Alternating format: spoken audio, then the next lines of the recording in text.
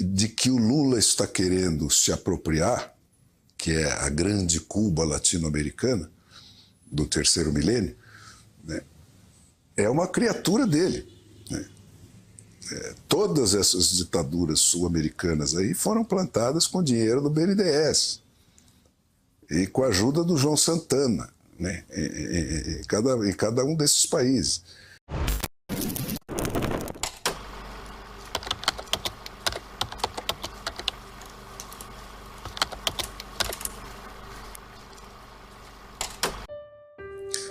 Agora, quem é a ferramenta essencial para fazer a revolução dentro dos sistemas democráticos? A imprensa. É para isso que ela serve. E a revolução, essa segunda revolução americana, foi feita pela imprensa. Uma coincidência, ou talvez nem tanto coincidência, porque a situação puxa, né, cria a demanda, e a demanda acaba sendo atendida. Mas nesse mesmo momento lá dos Estados Unidos, surgiram dois caras que fizeram uma revolução no jornalismo. Um que chamava McClure, que criou uma revista, tipo uma Veja, a primeira revista de informação desse tipo, né, onde ele botou uma geração, ele tinha um talento fantástico para descobrir talentos, né, e ele formou uma geração de repórteres absolutamente fenomenal, né, e não só de repórteres, ele tinha também essa coisa, todos os escritores importantes da época de língua inglesa, desde o Conan Doyle, que escrevia o Sherlock Holmes, o Rudyard Kipling, todos apareceram pela McClure, pela revista dele, e alguns até o Conan Doyle foi sócio da revista dele, né? O Mark Twain, todos os autores importantes ele lançou, né? Então isso mobilizava um puta público para a revista dele, e esses repórteres que ele criou, né? Entre eles essa Ida Tarbell, que era uma mulher meio estranha, meio andrógena, mas que era uma texana de uma dessas fazendolinhas onde acabaram descobrindo petróleo, que foi ferrada pelos Rockefeller, né? E ela fez a matéria dos Rockefeller, né? E esse cara bancava um repórter 6 meses apurando uma matéria para fazer uma puta matéria indiscutível, bomba, cheia com todas as provas e tal. E assim ele fez com, não só com o Rockefeller, mas com todos aqueles Robert Barons. E isso fez um estardalhaço nos Estados Unidos naquela época, né? Levou as tiragens das centenas de milhares para 1 bilhão, né? Essa revista dele chegou, acho que, ter mais de 2 milhões de exemplares naquela época, no 1900 ali, né? E o outro foi o Pulitzer, né? O famoso Pulitzer. E fez um outro tipo de revolução do jornalismo. Ele criou os jornais com manchetes, com uma estrutura gráfica mais moderna, né? Isso teve muito impacto e tal. Mas ele também fez uma inovação mais importante. Ele fazia um jornalismo sensacionalista, para vender muito jornal, com manchete, com banca, com não sei o quê. Mas, na parte dos editoriais, ele tinha uma puta elite de gente pensante, analisando os fatos, e ele virou todo o jornalismo dele, não para a cobertura da vida da elite, mas para a cobertura da vida do povo. Como é que vive o outro lado? E isso deu uma integrada na coisa. Então, essas duas revoluções jornalísticas é que foram entendidas pelo Roosevelt, que governava com os jornalistas. Ele reunia a elite dessa jornalistada na sala dele e falava antes, olha, eu vou pegar aquele ladrão filha da puta, como é que é aquilo? Né? e, e chegava para aquele jornalista que estava há 30 anos cobrindo polícia. Chega aqui, cara, como é que é essa putaria? Quem é quem? Na coisa da polícia aí. Quem que pega a bola, quem que não pega, vai, como é que é? Os caras explicavam tudo para ele e ele fazia.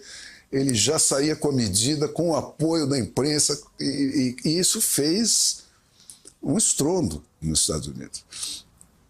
E aí ele vira presidente e consegue passar essa lei antitrust, que produz o seguinte milagre, que é fundamental, né? Fundamental, na ida e na volta que está sendo agora, né? Quando você divide e garante uma concorrência de nível mínimo em todos os setores da economia, você está obrigando os empresários a disputar o trabalhador, aumentando permanentemente os salários. Porque se você tem concorrência, você tem que disputar o melhor cara, pagando mais. Pagando mais. E essa disputa, né? E na outra mão, a do consumidor, você tem que disputar o consumidor contra o seu concorrente, cobrando menos. Então isso criou um ciclo virtuoso, né? Que foi o que fez os Estados Unidos realmente virarem esses Estados Unidos que a gente conhece, do século XX, que mudaram a humanidade inteira de patamar, né? Porque com a mistura de recall, lei de iniciativa dos estados para baixo, você matou a corrupção quase a zero dos estados para baixo.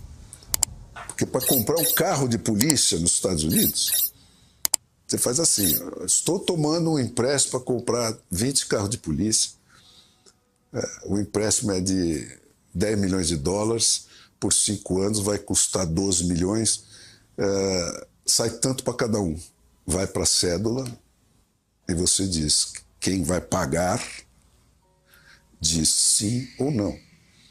Então não tem putaria, né? A putaria morreu no chão ali, município, estado, a governança local, não tem putaria.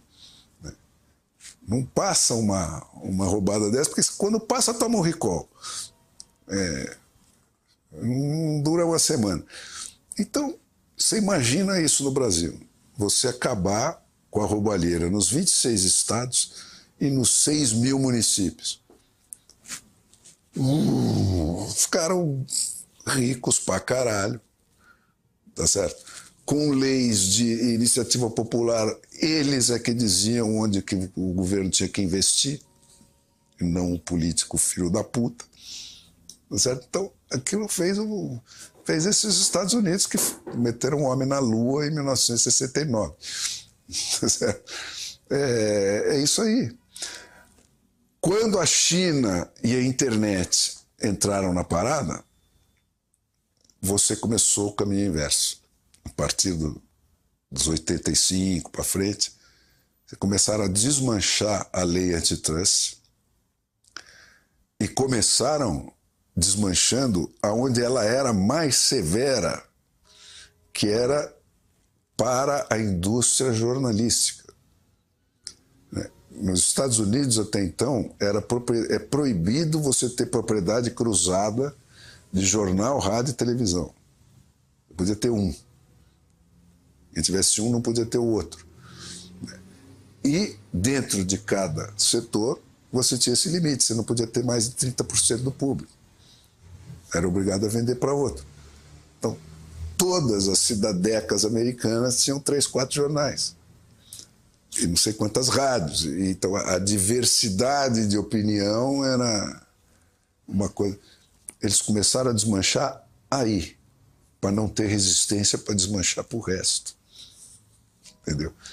E isso criou esses Estados Unidos que estão aí hoje, onde você tem 5 caras que ganham mais dinheiro do que o budget, o PIB de todos os países do mundo, menos 2 ou 3, né? E o resto toma na bunda. O resto só tem eles como opção de patrão. Então, se você for demitido da Amazon, você está fudido.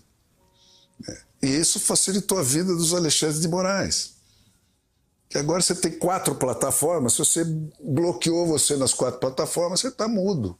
Acabou.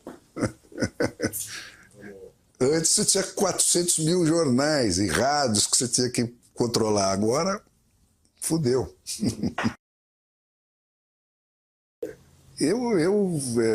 Eu acho que é a classe média meritocrática, que é aquela que não é o funcionalismo público. Você tem 2 classes médias no Brasil, né?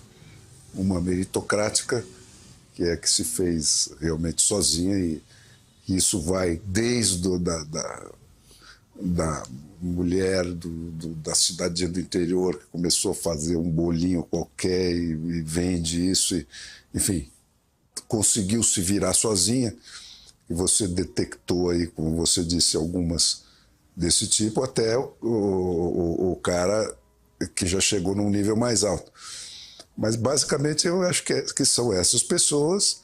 É um fenômeno parecido com o que aconteceu no mundo inteiro com a internet. Esse é o lado virtuoso da internet, né, que deu voz para esse público que era excluído totalmente da mídia mainstream, da mídia do establishment, né? E esse pessoal não só ganhou um lugar para mostrar a cara, mas ele ganhou um peso, né? Porque quando você se torna vocal, por mais defeituosa que seja a democracia brasileira como ela é, você ainda tem um poder eleito que é o Congresso, né? E isso desaguou na primeira rodada desse fenômeno, desaguou no impeachment da Dilma. Quer dizer, eu não acreditava que fosse possível, no Brasil, derrubar um governo do PT. Eu achava que era possível o PT derrubar qualquer governo. Mas alguém derrubar um governo do PT, eu achava que era impossível. E aconteceu, né? E aconteceu por causa disso. Foi um movimento grassroots, né, que começou lá em 2013, aquelas manifestações e tal, e rolou, né? Rolou. Então, isso foi uma beleza, tá certo? E isso que nós estamos vendo agora, eu não sei se é o canto do cisne, mas é algo parecido com isso. É um repique que vem com uma nota de desespero, não é? Porque, como sempre, esse pessoal profissional da luta pelo poder, eles têm um vastíssimo know-how na manipulação da regra, né, do jogo. Não na perseguição do objetivo, é na manipulação da regra. Como é que eu falseio essa merda? Né? Eles são craques nisso. Sempre foram. Né? E então aprenderam a fazer isso. E eles fazem isso com as instituições. Né? Então, esse golpe que que o Brasil está sofrendo hoje, que é o golpe bolivariano feito através do Supremo Tribunal, né, foi aplicado na Venezuela, idêntico, né, ao do Brasil, só que já evoluiu, já está mais lá na frente. Mas o do Brasil está começando identicamente. Ele foi inventado e prescrito textualmente no Foro de São Paulo, que é aquela criatura do Lula e do Fidel Castro, que tem o propósito, entre aspas, de recriar na América Latina aquilo que foi perdido na Europa do Leste com a queda do muro. E aí vocês perguntam, o que foi perdido na Europa do Leste com a queda do muro? O governo de partido único, né, tocado basicamente pela polícia política, que faz a lei, executa a lei, é o Alexandre de Moraes, em pessoa. Ele é o cara da NKVD, ele é o Putin. Ele é o... fala, porra, eu faço o que eu quero porque eu tenho a bomba atômica. É isso aí. Não quero convencer ninguém. Eu quero que você se ajoelhe. Né? Perdeu o mané. Né? É isso aí. É isso aí. Então, os judeus que em 1938 não entenderam que a Noite dos Cristais foi aquilo que ela foi, estão todos mortos. Os que entenderam se mandaram de lá, alguns vieram ajudar a construir o Brasil, estão aí hoje milionários fazendo... Os venezuelanos que não entenderam quando o Supremo Tribunal deles mostrou os dentes pela primeira vez que aquilo era o que era, né? Ou estão presos, ou estão mortos, ou estão distribuídos entre Miami e Paracaima, né? É isso aí. O Brasil está entrando nesse mesmo gargalo. Então, por que que isso é violentamente perigoso? Primeiro, por essa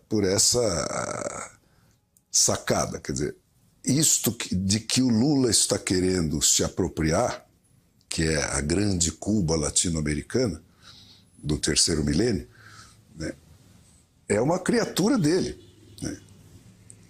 Todas essas ditaduras sul-americanas aí foram plantadas com dinheiro do BNDES e com a ajuda do João Santana, né, em cada um desses países. Agora ele está reivindicando a posse disso. Essa é a trip do Lula. Ele quer virar isso, né?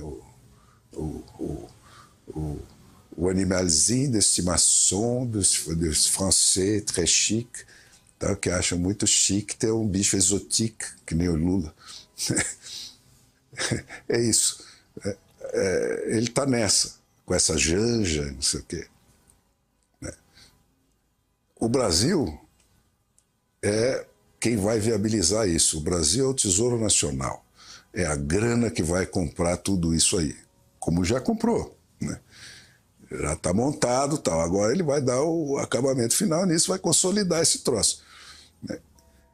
E qual é a outra mão disso? Quer dizer, essa esquerda, esse tipo de esquerda, focada na tomada do poder, né? E exclusivamente nisso, porque ela passou um século se aperfeiçoando nisso e foi esquecendo o resto, né? Ela não tem projeto nenhum para esse mundo do terceiro milênio, da tecnologia, né? Não tem. Como o Lula não tem projeto nenhum para nenhum dos departamentos do governo do Brasil. Estão aí discutindo sobre o nada. Então, o que sobrou para essa gente? Essa tapeação de gênero, de só, né, conflagração, tapeação, que não significa nada, não leva a lugar nenhum. Então, eles sabem disso, né?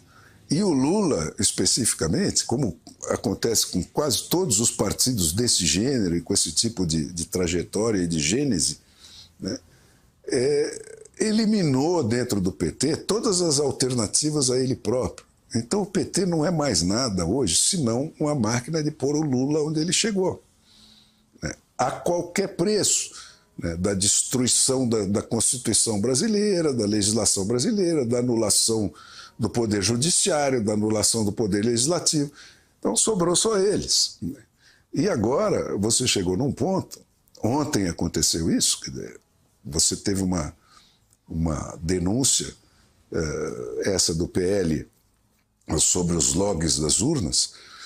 Não é que é uma denúncia, isso está exposto na própria tabulação que o TSE, que é o braço armado do Supremo Tribunal, né, botou na rede.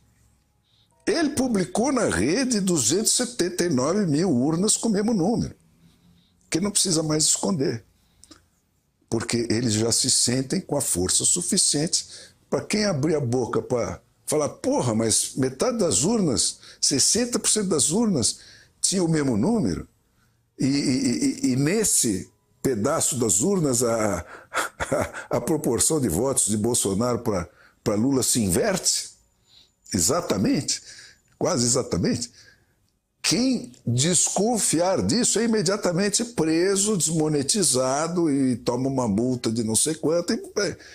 Então, agora eles assumiram, virou sexo explícito, né? E isso eu já estou enxergando lá desde o começo. Eu estou alertando para o pessoal que eu falei, olha, para esse tipo de partido é matar ou morrer. porque eles estão sendo excluídos pela história. Eles não têm mais mensagem nenhuma que seduza, certo?